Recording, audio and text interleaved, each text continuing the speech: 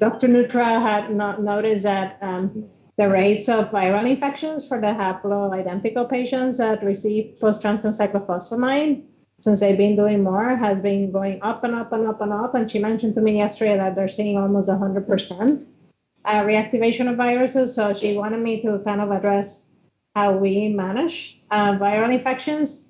My disclaimer is that you guys do haplo all the time, and we do haplo, but we do a lot of other transplants. So you're gonna keep seeing this a lot. So what I'm gonna do is give a little bit of review of epidemiology of viral infections post-transplant. What's the incidence? What are the risk factors?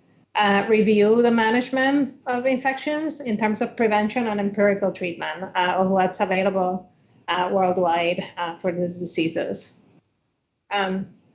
As a matter of feedback, I just want to show what's happening to the transplant world. This is only data that gets reported to the Center for International BMT Research, so mostly US, and then collaborating centers across the world, but the majority of it is US data.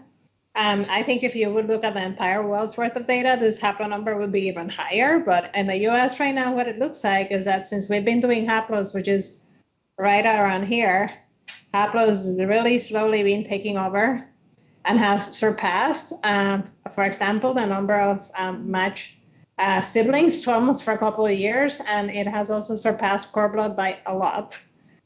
We still do a good number of unrelated donor transplants, and the other area that has gone up in the US has been mismatched unrelated donor, because we have now protocols that allow for use of donors that are 7 out of 8 as well. And we expect those numbers to keep going up. When we look at EBMT, so the other registry, the data looks exactly the same. And you see unrelated donor going up, but also haploidentical donors surpassing cord blood by a lot. So even in France, where cord blood was so common, they have shifted away from cord blood and doing more haploidenticals. And that's a function of the cost and also of outcomes. With all those transplants, we always wonder why do our patients die, right? And in the CIBMTR registry, we divide that data into younger than 18 and less than 8 or older than 18.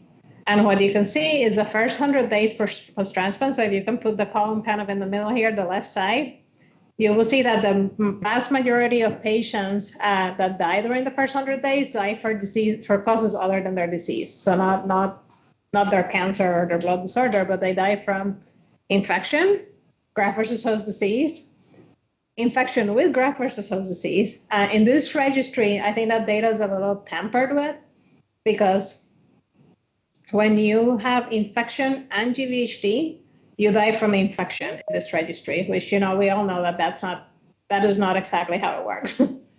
Those two things can come together. As you move past day 100, GVHD takes a higher incidence, and then infection continues to be a cause of death, particularly the first year post-transplant. Past the first year, infection is almost always associated with GVHD.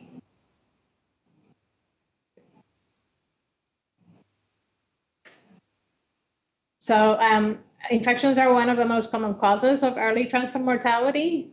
It is the most common cause of mortality for non-malignancy, so super relevant for you guys here because of the amount of thalassemia patients that you do and immunodeficiencies and bone marrow failure from the different countries that you take care of.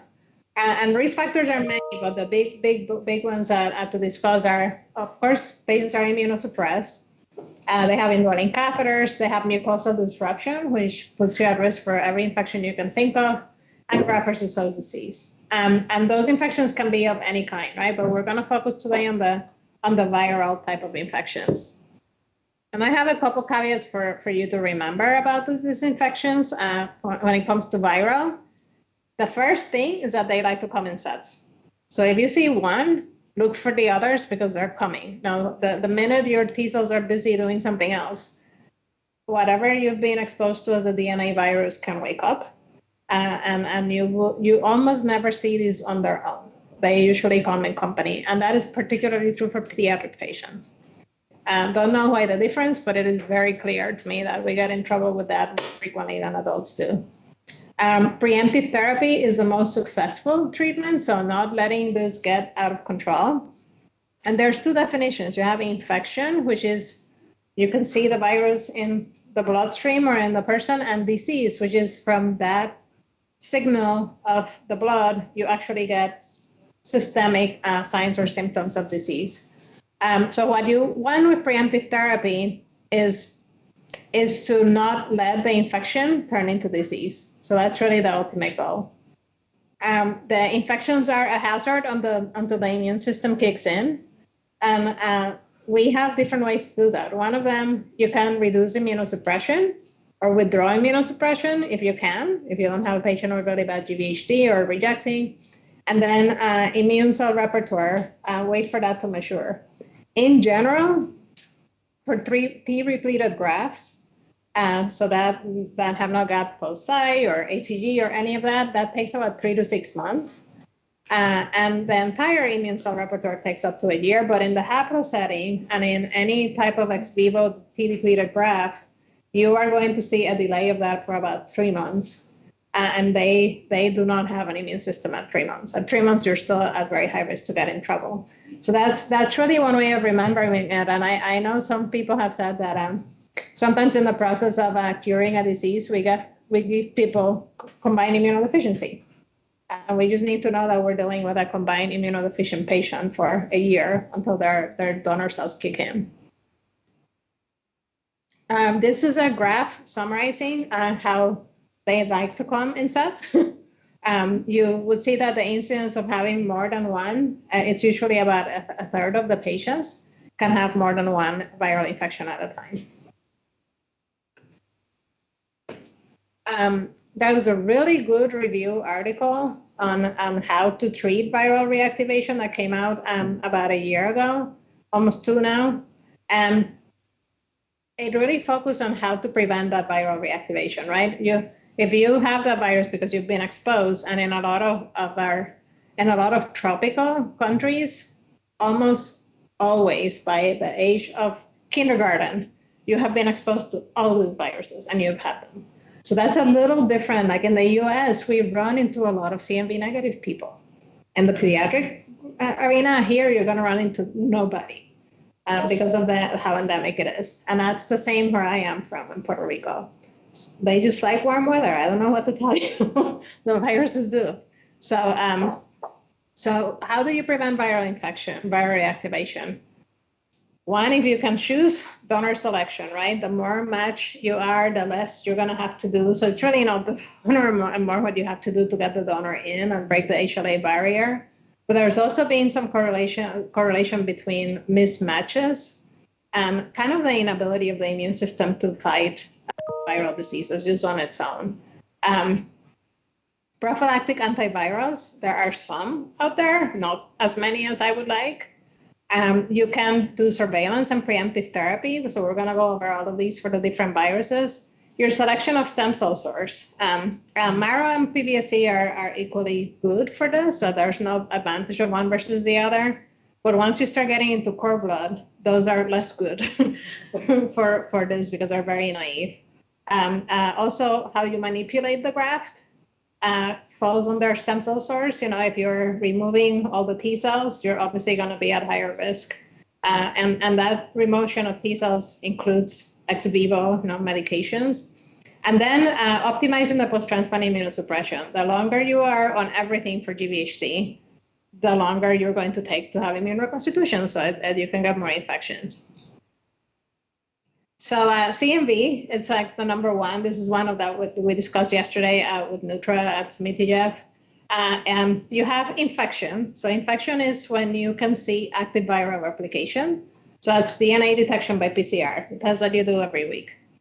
Your primary infection, which you're going to run into very infrequently here, are people that were CMV negative and caught CMV. I can tell you in the 20 years that I've been at Oregon, I've only seen this happen twice. in patients with immunodeficiencies, where newborns came to us CMV negative and then transformed into positive. It's not very common, and especially if you don't pick a donor that's CMV positive. And then reactivation, that's a person that's already had it. The CMV is dormant in their body, and then when the immune system drops, the virus wakes up. So that's the most common that you're going to be seeing here. What you don't want is this little guy here, which is for that infection to get out of control and start invading tissues. CMV is hideous, and once it gets into a place, it is like the worst host ever, guest ever. It just won't leave. And it likes to stick to tissue, and it is really hard to eradicate, especially if it goes into the reservoirs. So because of that, it's still to this day, even with good therapies, has a high morbidity and mortality. But when I was doing fellowship 25 years ago, we were learning that this was an 80% mortality disease. If you had it and you develop an infection, you were going to die from it. And we are not there today because of a lot of different treatments, but it's still not great. It's like 50%. So it's not fantastic. It's pretty bad, especially for pediatricians. We don't like those 2-digit numbers when it comes to mortality, especially for non-malignancies. It causes a variety of problems. CMV is a very immune active virus that likes to cause all sorts of trouble, and it is the most common cause of secondary graft failure in transplant patients. We have lost a variety of grafts, particularly in patients with hemoglobinopathies and bone marrow failure to CMV. It loves to damage organs, and it damages organs that are really confusing for us, for example, the lungs and the GI tract, and it looks just like GVHD clinically. And it's really hard to separate them because they like to come together. There's lots of theory of studies that have linked the association between acute GVHD and CMV reactivation, both making each other worse. So you really cannot blame one or the other. And if you think about it, you have cells that are you have CMV specific cells that are going to go down as you're trying to fight GVHD.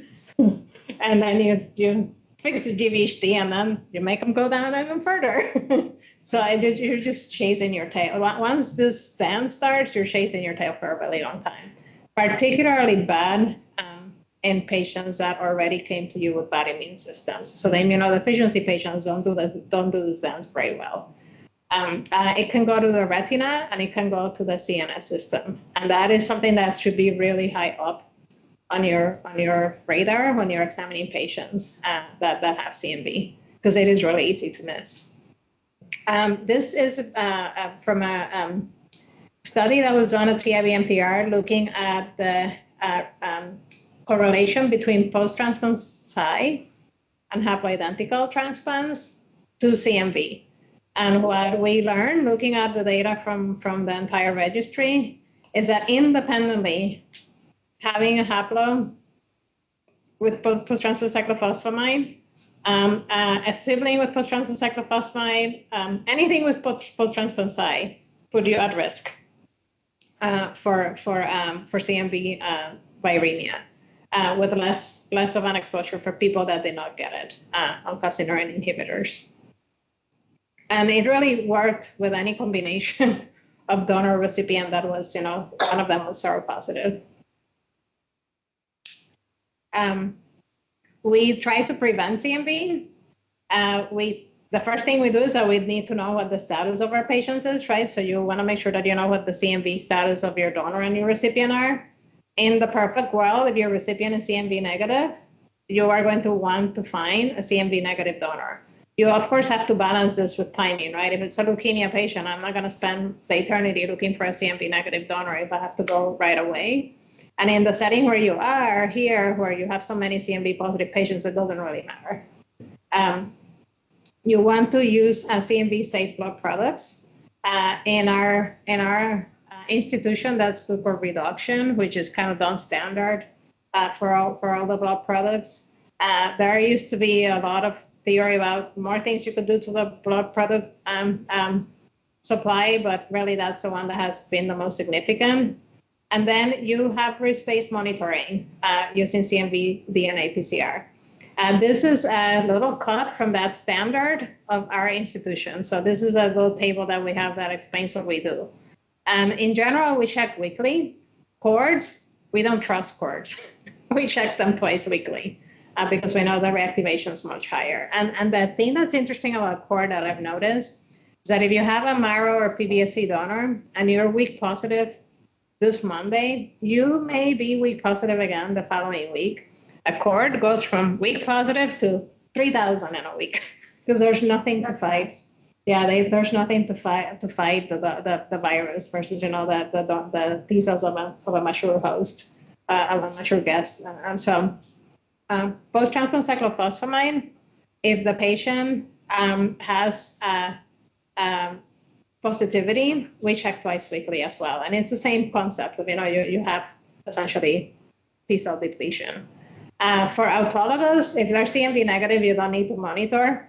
That said, in the pediatric environment, a neuroblastoma patient of ours developed primary CMV during transplant. So they're still kids. So don't just completely erase it off your list of risk because it can be there. And then if they're high-risk patients, we treat them the same way and we check weekly. So in general, weekly. If you have pretty high-risk patients like here, I would be monitoring more frequently than that. And it's just a matter of how quickly they go up. That really makes a difference. As we learned yesterday in the case that we presented from Smithy-Jeff, these patients go up very fast and they get very sick very quickly. So we try to prophylax CMV. That we do in the US for high-risk recipients. So cord blood or haplo, CMV recipients that are positive that are receiving a negative donor so that the cells that are new are gonna not have any immunity. T cell depleted in vivo or ex vivo, so post-I. And we also have some protocols of depletion on the Miltenyi device that need to be checked more frequently. If you get CAMPATH or ATG, it's the same concept. If you are on more than 1 per kilo per day of prednisone or equivalent, you are functionally immunosuppressed. And that is the drug that CMV likes the most, prednisone. It loves to grow on it. And then if you have had previously CMV infection or disease, so that is true for a lot of the immunodeficiency kids that we have had that come to us.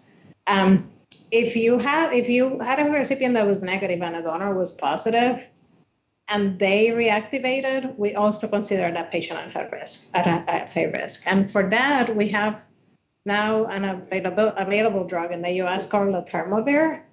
Letermovir has been available for adults for longer than kids. It inhibits it's very CMV specific, so it does not prevent any of the other viruses because it inhibits the CMV viral terminase complex that prevents cleavage of CMV DNA. So essentially, it doesn't let it grow any further. So it doesn't kill it, it makes it not grow. And that's something to remember when you're looking at copies in your blood because you can still see some reactivation. It has a couple of issues. The number one issue is cost. That is not there. It is not cheap. It needs adjustment for all the CYP3A4 inducers. So cyclosporine, tacrolimus, particularly cyclosporine, you have to drop the dose of the letermovir. There's no effect against any other of the herpes viruses, so you still need to do your valacyclovir regularly. You also don't want to be using this drug in the setting of active CMV infection. So if you have someone with CMV copies, we are being advised to not hold the drug until you can clear that out, because they're worried that eventually the virus is going to figure out a way around it and develop resistance. As of last week, it is now approved for kids, but we don't have it yet. I love this. And so if you look at the prescribing information link that I sent, you can see it there, but we don't have it in the shelf. It's not available until March, but it was just recently approved. We have a couple of concerns about that because there have been no pediatric studies that have been finished So we know the drug is safe, but I have some questions about the dosing. So the Children's Oncology Group, which is one of our cooperative group study teams in the U.S., has a study open, and we're going to be participating in it, because then the patients can get the drug for free as part of the study. But the cool thing about it is that they're pellets, and they have a kind of a dosing schema for the pellets. When before, we only had 240 and 480 for the adults because the tablets were all 240. And then you can't really split them. They're not meant to be split.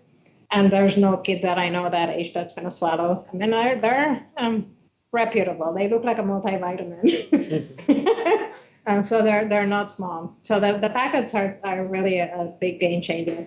It also comes in IV formulation, so you can give it to people that are not taking stuff by mouth. How often do you need to do it by vein at your? How what? How often do you need to switch to IV the Thermavir and the adults? Almost.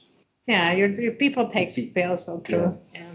See, in kids, once they don't want to eat, there's nobody that's going to put medicines to their mouth. It's just really hard. So preemptive therapy, it's really what we do for people that reactivate. So if you get, in general, what we do in our center, because some of this PCR testing is really sensitive, and what we usually get the first time that somebody's going to get in trouble, it's this test that says weak positive. Weak positive in our lab means that the copy number was below 200, but they could still see it. And the clinical indication of that, or what that means, nobody knows, because the test sensitivity stops at that number. So we really don't know what to do with that. So we like to see 2 of those up and above a number that we can measure before we put people on preemptive therapy.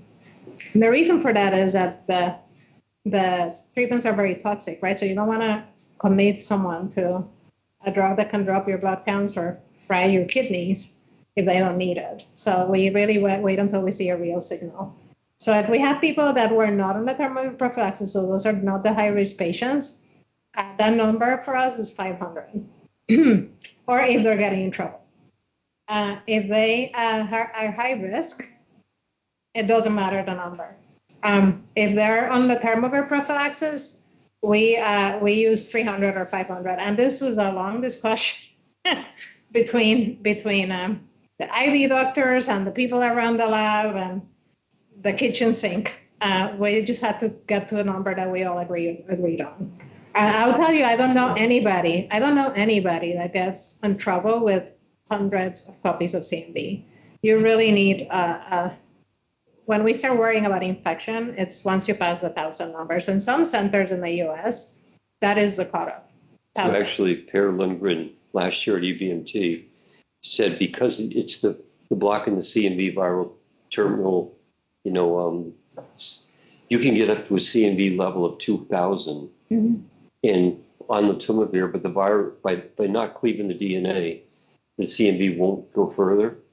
So he was pushing, there was a discussion about in Europe, they often use a much higher level. Yeah. Our ID people have decided to be conservative and use these numbers, but you can wait in 2000. Yeah. And then again, at the Fred Hutch, that number's 1,000, period, for everybody.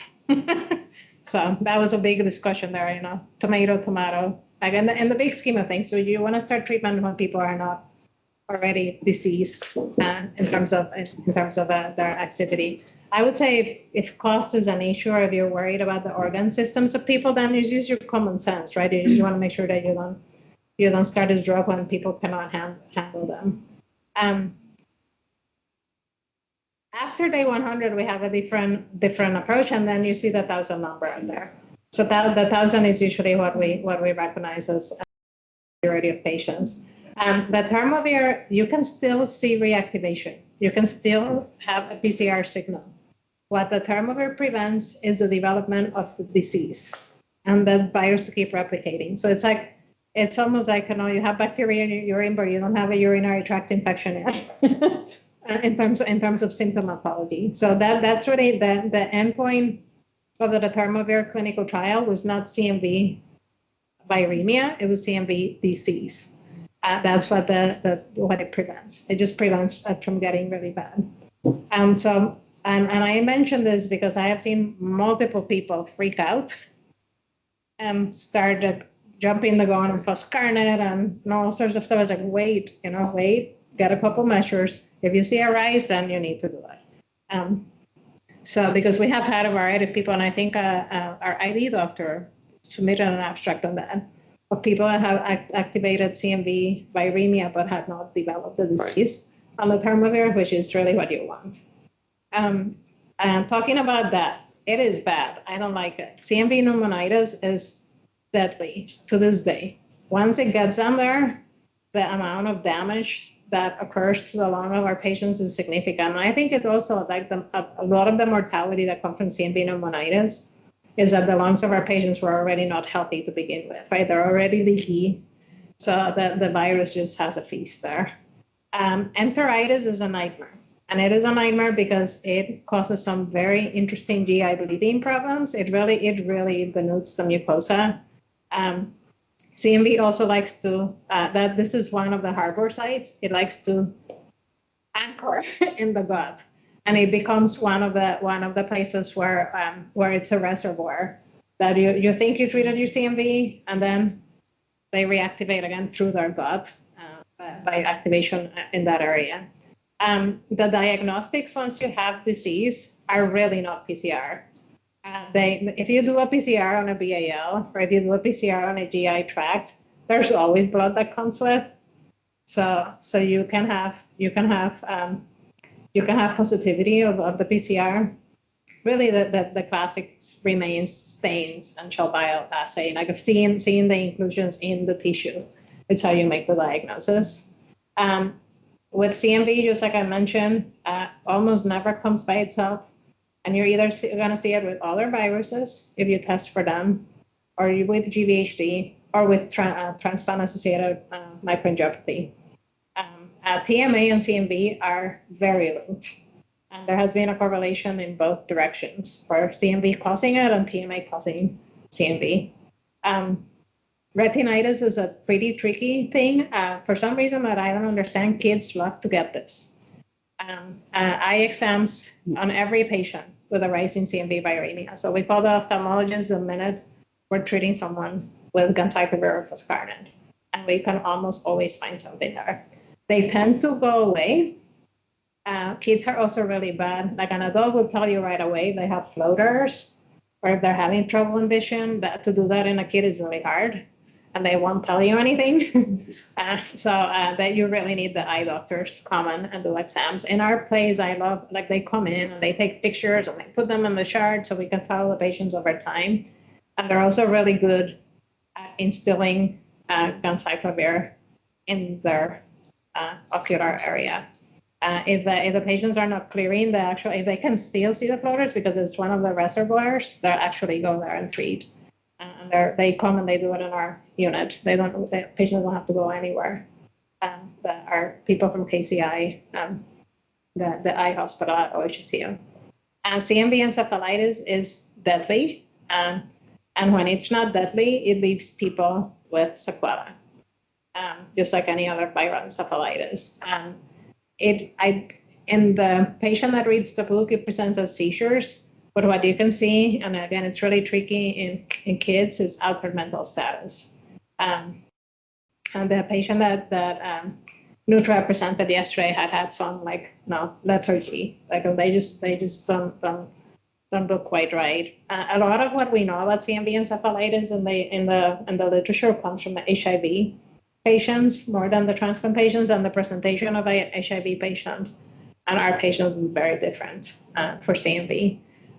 You need CSF diagnostics, so a PCR from the CMV from CSF is definitely a positive. So that's the one place where PCR matters. If it's tissue, don't go there.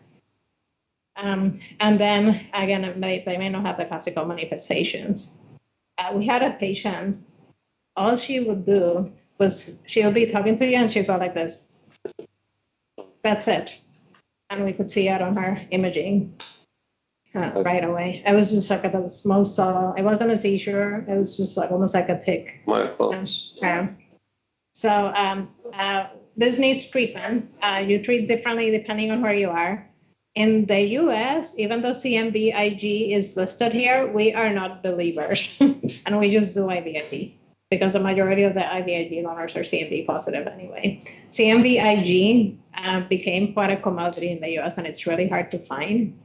At some point, I think they stopped making it. It was like impossible to find. We did a randomized trial at OHSU with Joe Bubalo comparing IgG versus cytogam, and it was no different. No. So that company, like, I don't think it's making anymore for the US. But in general, for these diseases, you try to do ganciclovir. If you have a patient with no graft, please do not do that and do foscarnet because you will fry your graft. I tell people when I was in the lab, one of the ways that we killed cells in the plate was to throw a little bit of ganciclovir there. It's dead. You need high doses of this, full induction doses, for a long time for the tissue diseases. So it's 3 weeks of full-blown dose, which is why I'm telling you, if you don't have a graft, don't go there because you will give your patient secondary graft failure. Or you do foscarnet at full dose for that amount of time. When you are doing any of those drugs, make sure you stop your other acyclovir, which sometimes some people forget to do. So this is when our pharmacies are key. Like, we will make that mistake 5 times a month if there wouldn't be a pharmacist rounding with us and looking at nephrotoxics every day and telling us that we're crazy and that we cannot do that. So that's one of the saves that they have for us. And marrow failure, that is a funny diagnosis to make in these patients. Dr. Beverly Thoroxdorf made her life on this biology, and obviously you do not want to do ganciclovir for that because you will really fix it.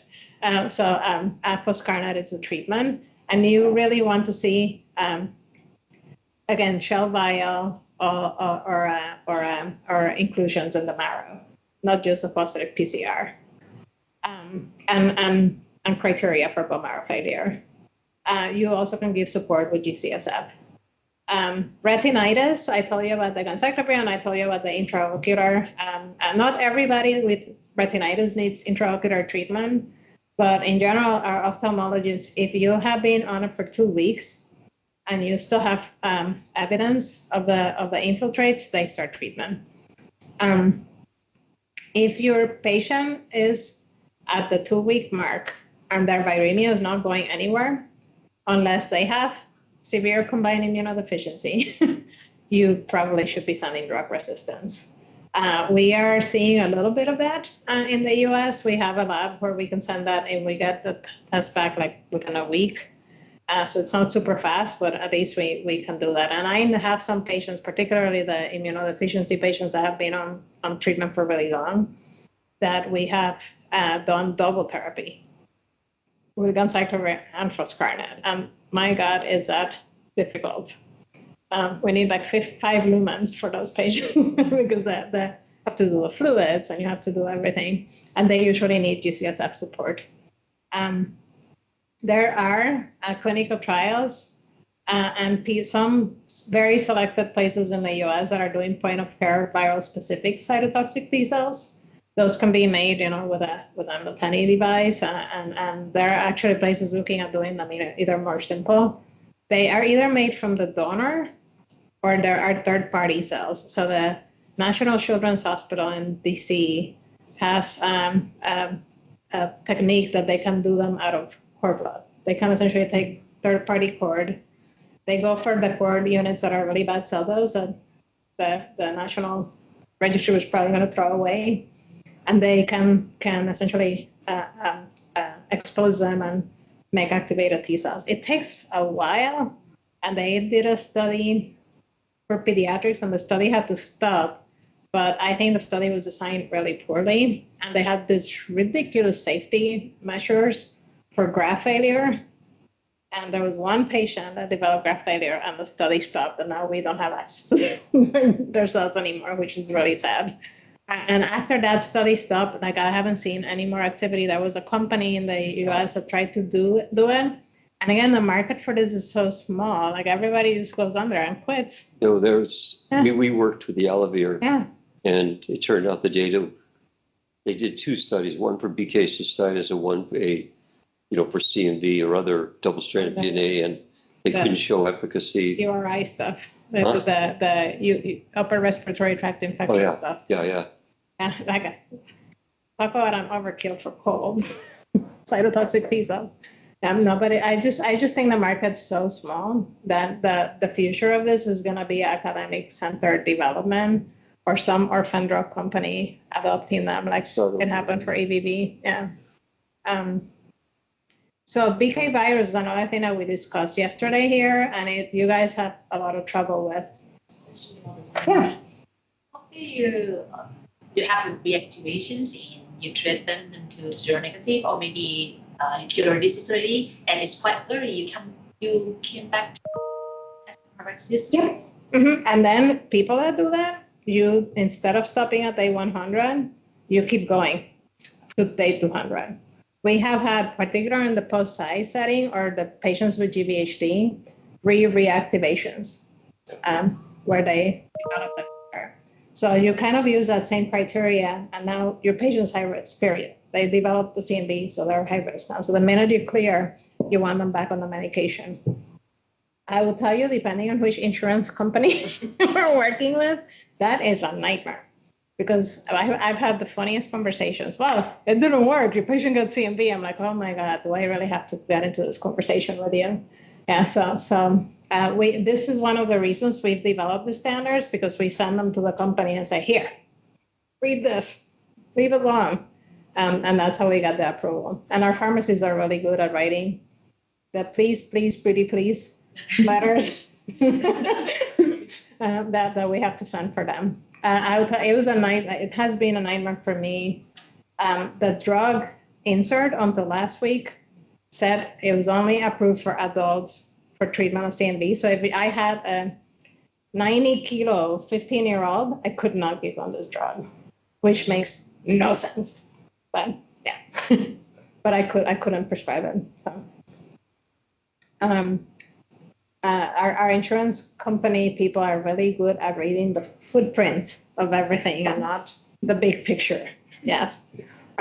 So BK virus, you can tell I'm really happy working with insurance companies. So BK virus is another thing you guys have problems here. And again, BK and post-transplant cyclophosphamide are married to each other. They sure like to be together. It's, again, an encapsulated DNA virus, member of the polyomavirus family, so the same family in the JC virus. Primary infection, almost every kid has had it by the time they get to kindergarten. And up to 90% of adults are seropositive. Again, all these DNA viruses love tropical weather. So here's probably 100. Yes. Once you get that infection, it enters latent state and it moves into a very funny place, the uroepithelium, where it proceeds to live for the rest of its life until you get sick, and then it likes to wake up. There is some theory that maybe it resides also in lymphocytes, but they're not really sure about that. So when you're immune compromised, like when you got post-transplant cyclophosphamide, the virus wakes up, migrates from the GU epithelium and invades the GU tract. And that's what causes the disease. The majority of people, like if you were to screen for BK every day, every patient, you will find that in almost all your transplant patients. But you don't need to do anything about it. You need to do something about it when it becomes symptomatic. So the majority of people will either have no symptoms or asymptomatic hematuria. When you are doing chemo, not for transplant, like for example, when you're doing like sarcoma treatment and giving people PSY and you will see, this is probably why they have hematuria, but we don't test. So hemorrhagic cystitis needs treatment. Urothelial stenosis is a big problem. I have had some patients that have needed stents from BK cystitis because their tract scars. It's a really interesting virus because it wakes up and it erodes the mucosa. it's not very smart because it kills its house. so the virus comes out and it irritates the bladder to such extent that sometimes it just keeps immortalizing itself. It can cause interstitial nephritis. In general, what I've been taught is when it goes to the kidneys, your risk of it going to somewhere else are significantly higher than when it lives in the bladder. So nephritis, you got to start thinking about all the other things that are at the bottom there. Meningoencephalitis, retinitis, pneumonitis, enteritis, multi-organ failure, anti-ATMA. I have had a patient die from disseminated BK, and it exploded in front of our faces. A cord recipient several years ago. And the encephalitis was brutal. It was really significant. Management, unfortunately, we don't have the thermograph for this one. So there's no known prevention or prophylactic agents. As much as I want to tell you, they just don't give post-transplant cyclophosphamide to anybody. That's not possible, right? So that's not the solution. Routine screen, not recommended. And that's because many patients will become either temporarily viremic or viruric without any symptoms. If you suspect it, like blood in the urine or symptoms, you can have a lot, and kids in particular, I don't know why. An adult will start bleeding first and then develop cystitis. Some kids show up with cystitis before they have bleeding, and I don't know the rationale for that. Maybe their bladder's a little bit more intact or something. But if you see the first test you want to get both serum and urine BK. And the reason for that is high levels in the serum correlate with disease that likes to go other places. So you want to know what that looks like before you start treatment. Once you test the urine, don't test it again. It will be positive for a really long time. There's no utility of following levels. It will be over 5 million every single day you test for as long as they have symptoms, and it can take months to clear. So that is a fight that we have had to pick with our team that kept sending the test every week, and it is not cheap, this test, so don't do it. So the first thing you want to do is make this virus go to sleep. So if you have any room in your immunosuppression to back off, you do that. Of course, that's easier said than done because these patients are usually sitting in front of your face with acute GVHD. So you're like, okay, what do I do first? You're really, I call it the seesaw, right? There if you do, there if you don't. So you have to pick one of these two things and go after it. Otherwise, you're going to end up with both of them and you're never going to be able to solve them. So I tend to ask in rounds, is our biggest problem today the virus or the GVHD? And then I make the team commit to one of them. And then we make a plan for the week, not the day. Okay, this week we're going to focus on the big problem, and then we go in that direction. It is so easy when kids are sick like this to play the seesaw. Today I go up on this, and tomorrow I go down on that, and and then you end up chasing your tail, and you don't fix either problem. So IV cidofovir is the only thing we have for this. IV cidofovir does not kill BK. IV cidofovir stops BK from taking over. So you will not see BK disappear in front of your face. You will see symptoms improve. For someone with cystitis, once you start a low dose, which is a 0.25 per kilo, once a week, you will take a couple of weeks for that to get better. So you need to symptom manage your patient with, bladder spasm, medications, and I call it magical powders because nothing works. These people are pretty miserable. You may need higher doses. If you are still having gross hematuria at 0.25, at the second week, we go up on the dose to 0.5. Over 0.5, honestly, you don't really do much for this. Once you go over 0.5 per kilo of cidofovir, you start seeing the counts dropping and a variety of things. So we're really monitoring. And the other thing for hemorrhagic cystitis is you have to treat the symptoms, right? You have a raw bladder, so your platelet threshold needs to go up. You can't let your patient go down to 10,000 or 20,000 because they start passing clots. And those clots can be severe and need urology involvement.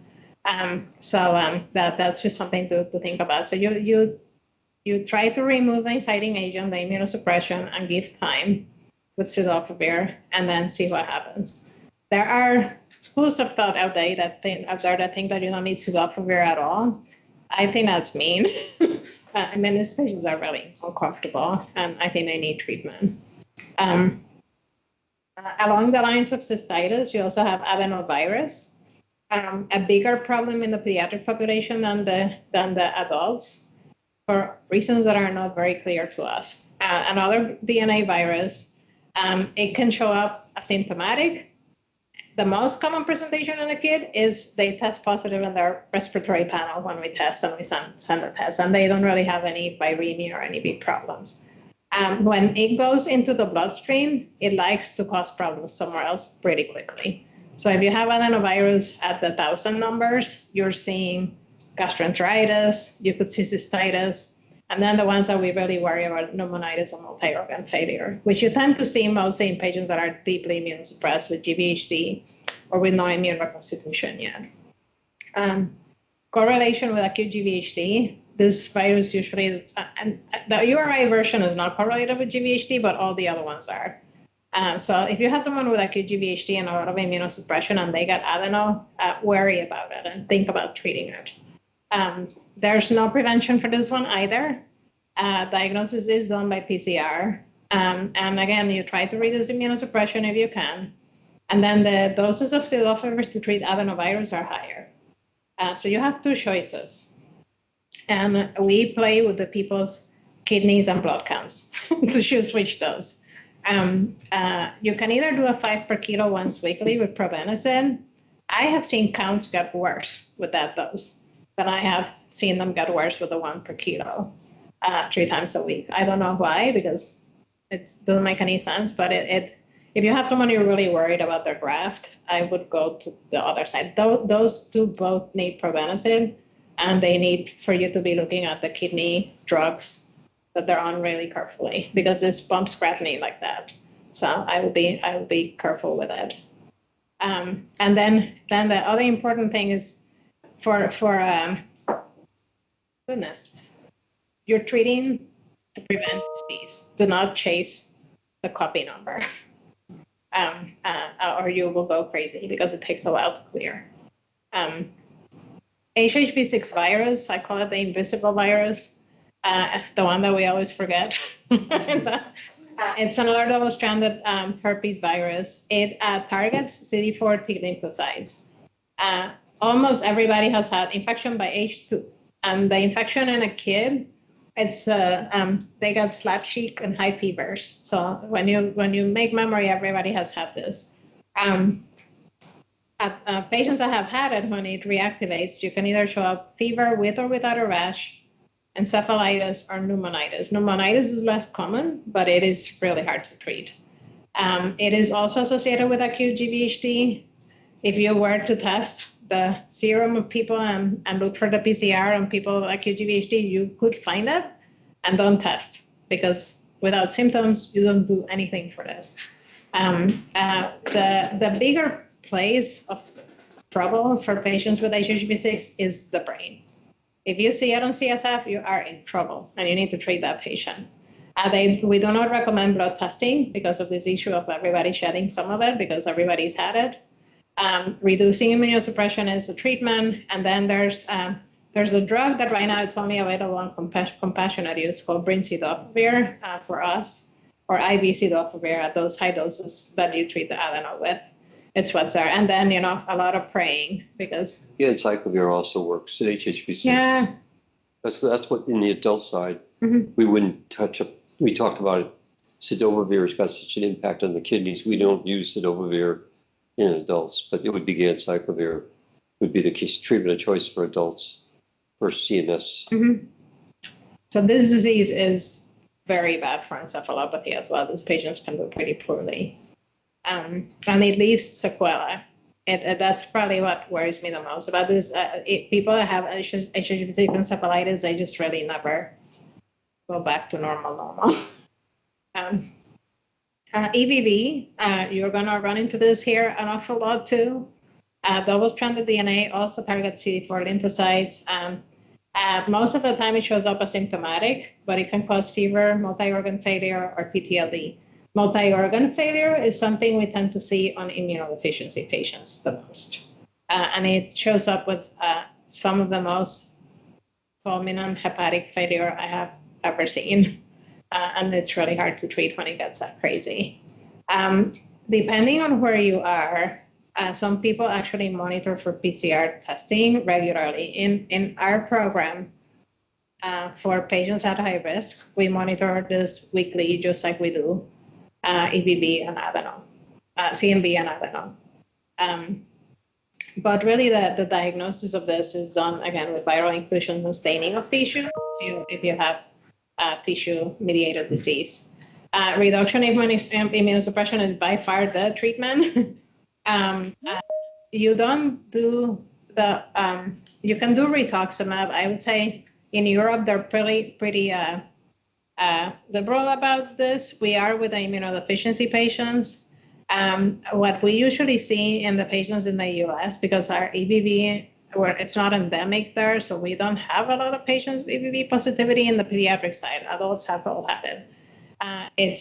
We do the rituximab. We can do it for 4 weeks, weekly for 4 weeks. We don't do CHOP unless they have like lymphoma type PTLD. And then we also have EBV cytotoxic T cells available through a commercial company. We're part of a study to use it. Right now, the study for PTLD only is closed. You have to have lymphoma to be under study. But that is one of those cells that it was done at Memorial years ago, and they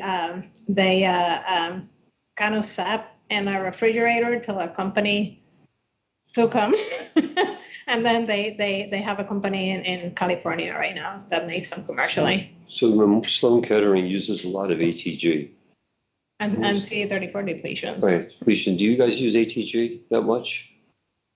No. Pediatric stuff. Just because I was going to say in Europe, EBV reactivation is common because the high dose of ATG, and they use a cutoff, and I've adopted that for the adult side. We follow EBV titers. When it hits 1,000, they get Rituxan. Mm-hmm. Yeah, that's what we do. But again, right now, if people don't respond to that, we have those cells technically available. Yeah. When we talk about viral-specific cytotoxic T cells, they're not commercially available. There has been good evidence of efficacy.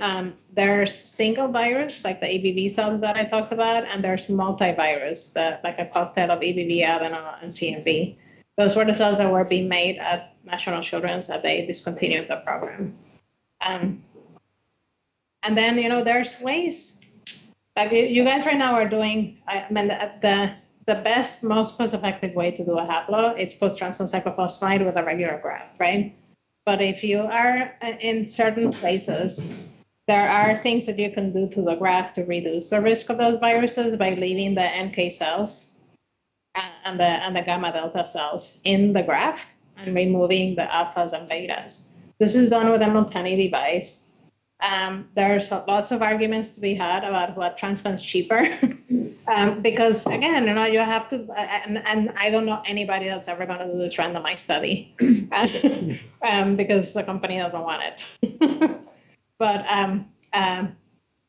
if you measure how much it costs to pass the product through a column and have a patient that has good faster immune reconstitution, you can still have viremia with this and get out of the hospital and not have all these complications, and you do the math for the whole transplant, it may not be very different, or it may actually be cheaper than having someone get really sick. But when you're in places like, if you're in Latin America and you want to transplant everybody else in the country, you can't afford this.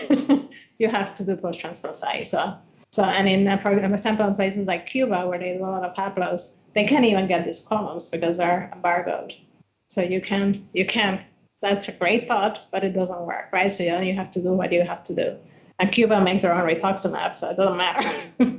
So it's one of those things that I every time I talk about this, I realize the privilege we have to be able to even think about doing this.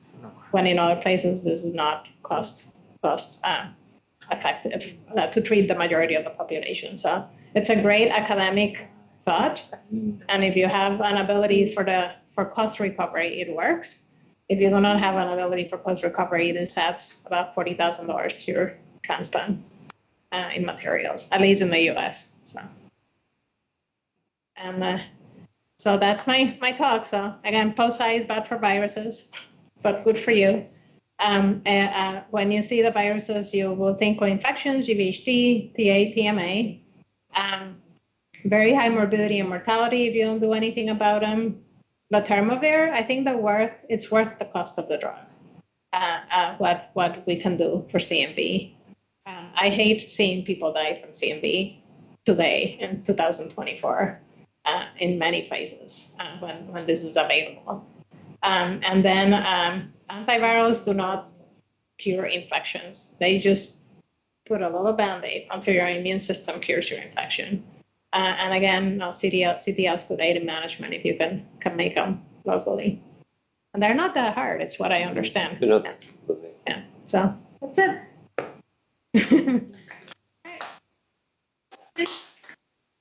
Now that I fixed all of that. Any question from the video call? Anyone have? So when you have the bone marrow failure after Nemecek, what are you doing? I cried. I had a sickle cell disease patient, got a bone marrow from an unrelated donor, the only donor in the world that this patient had. Gets CMV, gets reservoir in the retina, and she just laughed through encyclopedia, did not clear it. And I could see the inclusions in her marrow and her graft dying every week until she lost it. Of course, when she lost her graft, her CMV went away. So, because I had nowhere to live. Yeah. So, miraculously for her, and when she lost her graft, she was on plastic. She had nothing, as opposed to just reject. Her donor, may God bless his soul wherever he is, donated marrow again. And she's alive and in college right now. But she was plastic with zero platelets, zero everything for 3.5 months because I couldn't, like she was so close from transplant that I could not give her right conditioning. So I just let her sit there and then I treated her like anaplastic. And then I put another graft in from the same donor and it took it in. But it was, and I think the only reason that she's miraculously alive is she did not have GVH. I think if she would have had GVH in combination with everything else, she wouldn't have made it. So, yeah, but yeah, I don't like it. I love you with that. We've gone back in some patients. Yeah, back like 2, I think. Like, We've gone and done, where we can get the donor back. We'll do our best to treat the circumstance. But we've actually done, if we have no evidence the disease is controlled, we've used the columns for CD34 selection. And we've given, because we don't want to go our T cells and give GVHD and risk, but we've given CD34 positive boosts. And it's been pretty effective at rescue. And in Stanford, they do the gamma delta rescue as opposed to CD34 because they have the lab there. Yeah. Just they recover a little quicker than CD34 selection is you have to have a stomach because you put a graft and it's there, but you can't see it for a really long time. So when you have viruses, it's like, where's the T cells? There's none. Yeah. Great, thank you.